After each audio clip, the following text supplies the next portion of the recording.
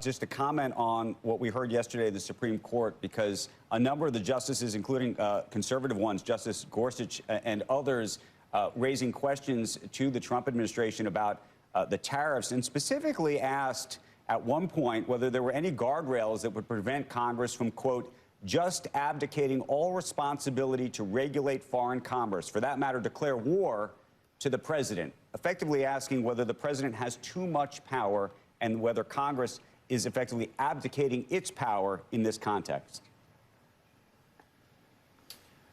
Yes. Look, I followed it as much as I could in a busy day yesterday. That was what I used to do. I was a constitutional law litigator. I had lots of those oral arguments. I would not read too much into the justices' questions. I mean, that's kind of part of the process. It's to be expected. The vigorous judicial review is what you expect at the Supreme Court, and so they ask probing questions, and it's almost never indicative of how they'll come out in the end.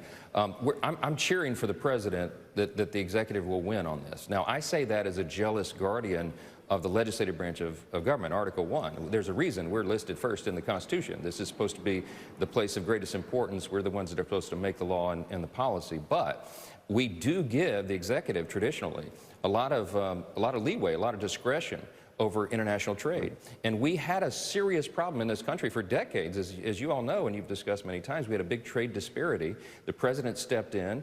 I think he's used that authority appropriately. He's obviously created a lot of leverage for our trade strategy internationally, and it's yielded great results. And so I'm watching that carefully because I'm the guardian of the Article 1 branch of government. But I think he's well within the lines, and I hope that a majority of the justices agree, because if they reverse all this, it would really be chaos in the markets and in the economy. It'd be a real problem for the country.